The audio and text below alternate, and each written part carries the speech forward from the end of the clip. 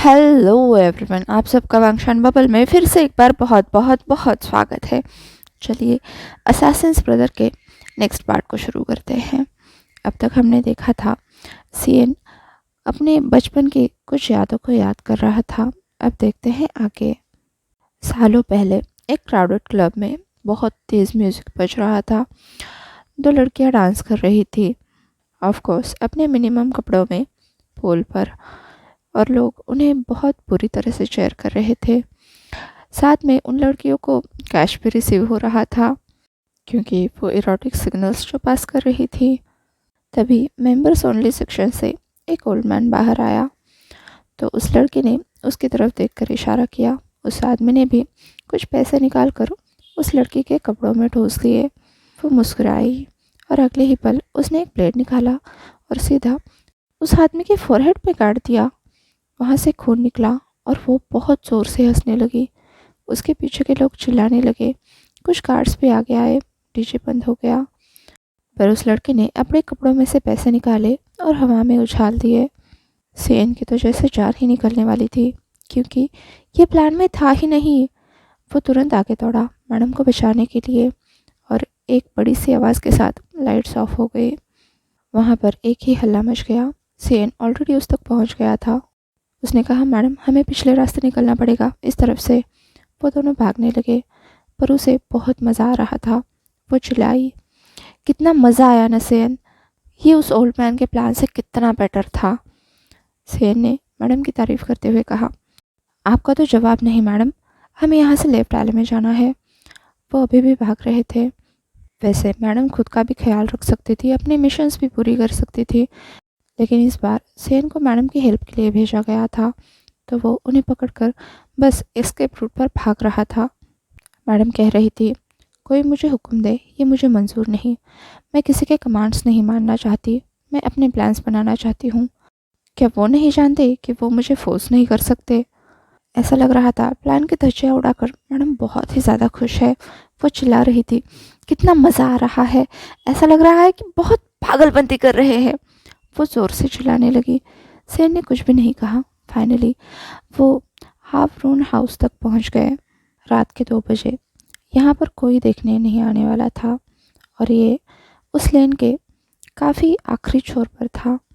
पर एक टर्न के बाद यहाँ से एक और रास्ता निकलता था जो मेन रोड से मिलता था और ये सारा एरिया गैर कानूनी कामों के लिए जाना जाता था। उन दोनों ने वहाँ पर शेल्टर लिया। वो काफ़ी गिरा पड़ा मकान था। वैसे उसे हाउस भी नहीं कह सकते थे, बस एक घर का शेप था। घर के अंदर एक टूटा फूटा फायरप्लेस था। मैडम वहाँ जाकर बैठ गई अपने पैर झुलाते हुए। तभी सेन ने ऑफिस में कॉल किया। उसने कहा, हाँ काम हो गया है, हम लोग एक बिल्डिंग में छुपे हुए हैं। मैडम अपनी कार यहाँ पर चाहती है तो जीपीएस को फॉलो करो और यहाँ पर पहुँच जाओ। तभी मैडम ने कहा, तुरंत आने की ज़रूरत नहीं है, उन्हें कहो पुलिस हमें ढूंढ रही होगी, तो 3-4 घंटे बाद आना। सेन ने भी ऑर्डर फॉलो किया, कॉल कट किया। वैसे वो बैठा नहीं, बॉडीगार्ड की तरह सीधा खड़ा रहा। मैडम जो अभी भी वो रिवीलिंग ड्रेस पहने हुए थी, सेन को बस घूरे जा रही थी। अचानक से उन्होंने पुकारा, सेन। यस मैडम, सेन ने जवाब दिया। क्या मैं अट्रैक्टिव नहीं दिखती? मैडम ने पूछा। मैं समझा नहीं मैडम, सेन ने कहा। तो वो एक पल के लिए उसे घूरते हुए बोली, यहाँ आओ। सेन ने सर नीचे करके ऑर्डर फॉलो किया। अब मैम सीधी खड़ी हुई और सेन बिल्कुल उनके सामने आकर खड़ा हुआ। तो मैडम ने अपना एक पैर उठाया और सेन के कंधे पर रखा और पूछा, कौन सा पार्ट तुम्हें समझ नहीं आया? सेन गल्प कर गया। सर अभी भी नीचे था पर वो समझ गया। फायरप्लेस की वजह से मैडम काफ़ी ऊंचाई पर थी और सेन की नज़रें सीधा उनकी पैंटी पर थी। वो ऐसा करना तो नहीं चाहता था पर बस उसके नज़रों के सामने वही सब था। उसे समझ नहीं आ रहा था कि वो मुंह फेरे तो देखे कहाँ। उसे ये सब बिल्कुल पसंद नहीं आ रहा था, पर उसने ज़िंदगी में इतना कुछ देखा था कि वो इस बारे में अच्छे से जानता था। वो अच्छे से जानता था कि इस टॉर्चर को क्या कहा जाता है। मैडम ने फिर से कहा, क्या? तुम ऐसे वक्त पर भी सोना उठ हो सकते हो जब मैं बात कर रही हूँ। तुम्हारी हिम्मत कैसे हुई? उसने सेन की चिन पकड़ी, उससे स्क्वीज किया और पूछा, क्या तुम मर्द लोग ऐसे नहीं होते? बस बॉडी के पीछे भागते हो क्योंकि तुम्हारे पास प्राइड है ना? सेन ने बड़ी शांति से कहा, पर मैं इंटरेस्टेड नहीं हूँ। प्लीज़ मेरा कोट ले लीजिए मैम। रिजेक्टेड। इस बात पर तो मैडम स्पीचलेस हो गई। फिर बड़ी ज़ोर से हंसने लगी। ऐसा लग रहा था वो पूरी बिल्डिंग उनकी हंसी से गूंज उठी है। फिर वो मुस्कुराई और फिर सेन के सर पर बंदूक तान दी। बोली, मेरे सामने नाटक करने की कोशिश मत करो। सारे मर्द एक जैसे होती है, हर कोई, और मैं सबको मारना चाहती हूँ। फिर मैंने पाया कि ऐसे मज़ा नहीं आता। उसकी गन उसके हाथ से नीचे गिर गई और फिर उसने सेन का गला पकड़ लिया। फिर चिल्लाई, मैं ऐसी नहीं थी। मैं अपनी बहन की तरफ बिल्कुल नहीं थी। मेरी फैमिली जैसी हो, पर मैं अच्छी लड़की थी, पढ़ाकू हूँ। बचपन से मेरी ट्रेनिंग हुई, मुझे गन शूटिंग सिखाई गई, पर मुझे ये कभी पसंद नहीं था। जबकि मेरी बहन उन्हीं में से एक बन गई, खून की प्यासी। मुझे एक लड़के से प्यार था, हम करीब आए, पर हमारी कहानी का अंत क्या था? मैं खून से सनी ज़मीन पर पड़ी हुई थी, बिना कपड़ों के, उसी आदमी की वजह से जिससे मैंने सबसे ज़्यादा प्यार किया था। वैसे वो मेरा खून नहीं था, मैंने उसका प्राइड ही काट दिया था। पर वो भाग गया और उसने कहा कि मैं मॉन्स्टर हूँ क्योंकि मैंने उसके साथ ऐसा किया। इसका मतलब मुझे कभी भी प्यार नहीं हुआ था, ना ही मैं माँ बन सकती थी। पर मैंने तो उससे प्यार किया था ना। मेरी बहन ने मुझे ढूंढा और मुझे चैन से बांध दिया एक अंधेरे कमरे में 3 दिन 3 रातों के लिए। एक पल नहीं था जहाँ पर मुझे सुकून मिला, न मैं चैन की सांस ले पाई। मुझ पर 13 भेड़िया जो छोड़े गए थे, हर कोई एक जैसा था। तुम लोगों को क्या लगता है तुम्हारे पास प्राइड है तो तुम हर जगह अपनी मनमानी करोगे? लड़कियां बस तुम्हारे लिए खिलौना है। मैं नहीं तो कोई और सही, कोई और नहीं तो कोई और सही। वो बस एक पल के लिए रुक गई, सांस लेने के लिए। सेन समझ गया बहुत कुछ। शायद से उसने भी बहुत कुछ देखा था। उसने फिर से कहा, पर मैं बच गई।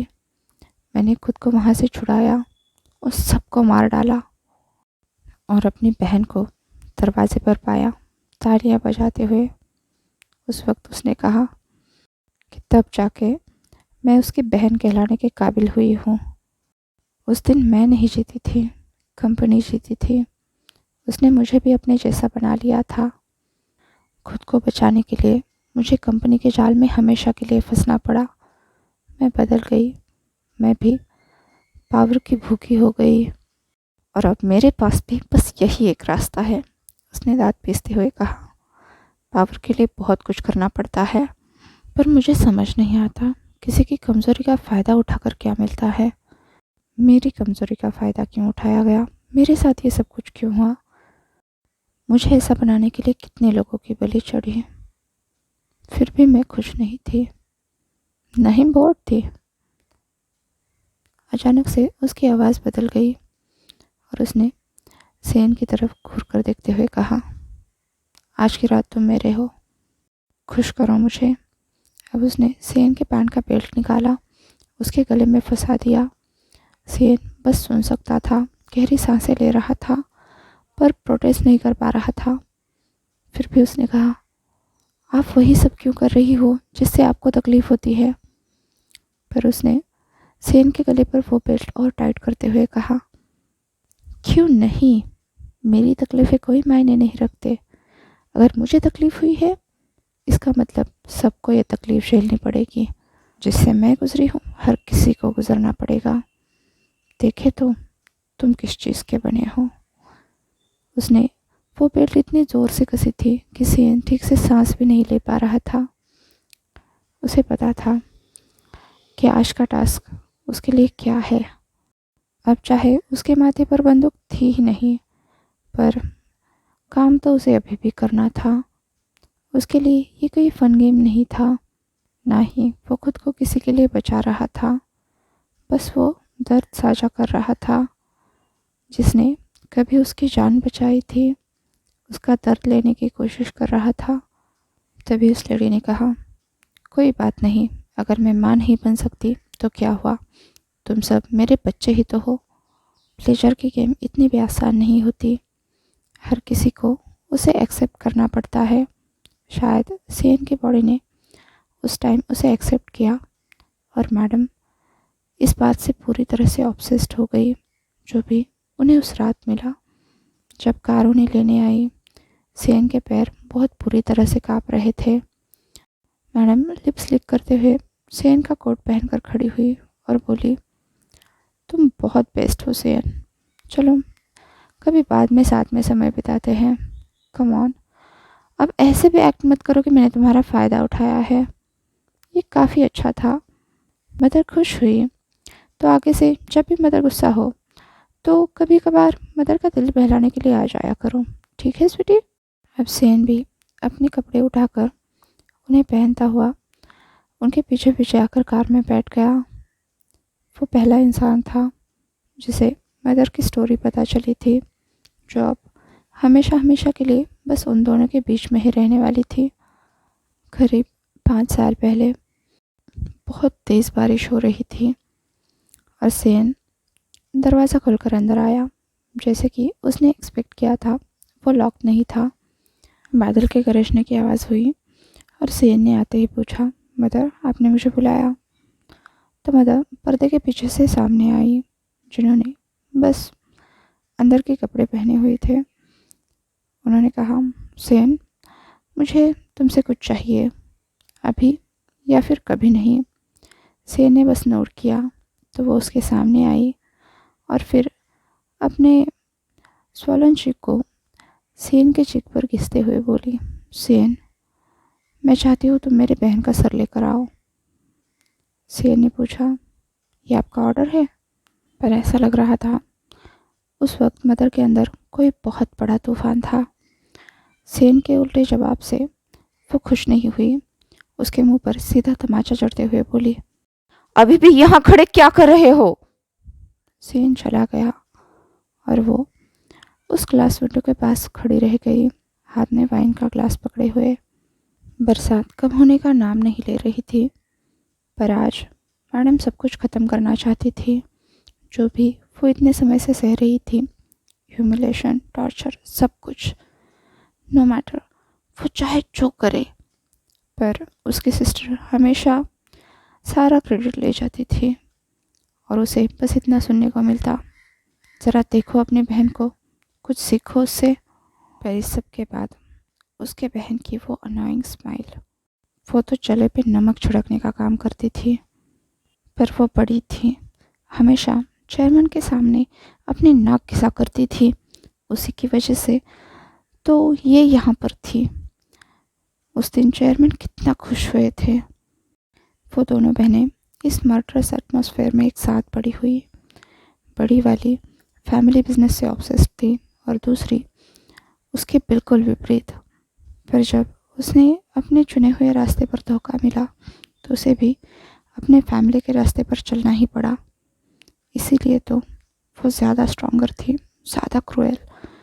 वो जानती थी पावर सब कुछ ले सकती है, सब कुछ तबाह भी कर सकती है और सब कुछ सुलझा भी सकती है, क्योंकि प्यार झूठा होता है, वो एक फरेब है। पर उसने प्यार को देखा है, उसने इमोशंस को देखा है, वो इमोशंस के साथ खेलना जानती है। वो दोनों एक साथ बड़ी हुई, अपनी अपनी टीम बनाई, कंपनी को सपोर्ट करने लगी। इसकी टीम बड़ी बहन के पैसा फेंक तमाशा देख वाली टीम से काफ़ी अलग थी। उसने ऐसे लोग चुने थे जिनके अंदर उसने आग जलाई थी। पर उसके पिता को अभी उसकी पावर पता कहाँ चली थी। आज वो कह रही थी, मैं तुम्हें दिखाऊंगी मैं कौन हूँ और क्यों मैं बेस्ट हूँ। ये कहते हुए उसने उस वाइन को पी लिया और फिर ग्लास को टेबल पर जोर से पटक दिया। तभी आसमान में बड़े जोर से बिजली कड़की। उसने दोनों हाथों से अपने दोनों कान बंद कर लिए। वो बेड पर चली गई पर सो नहीं पाई। करीब सुबह के 5 बजे फिर से डोरबेल बजी। बाहर अभी भी अंधेरा था, शायद से बादलों की वजह से। दरवाजे पर सेन खड़ा था, पूरी तरह से भीगा हुआ, न सिर्फ पानी से बल्कि खून से भी नहाया हुआ। यह ऑपरेशन बिल्कुल भी क्लीन नहीं था। जितना कुछ था उसके हाथ में प्रूफ के तौर पर उसकी बड़ी बहन का सिर था। वो सारा रास्ता, वो सिर, वो सब कुछ खून से लथपथ था। अब जाकर उसके चेहरे पर एक सेटिस्फाइड स्माइल आई थी। उसने अपने हाथ का ग्लास एक कॉर्नर में फेंक दिया और बहुत ज़ोर से हंसने लगी। उस हंसी के साथ साथ बादल भी गरजने लगे। वो चिल्ला चिल्ला कर कह रही थी, कैसा कैसा लग रहा है बहना? तुम तो बड़ी चालाक थी, क्या तुम्हें ये समझ नहीं आया?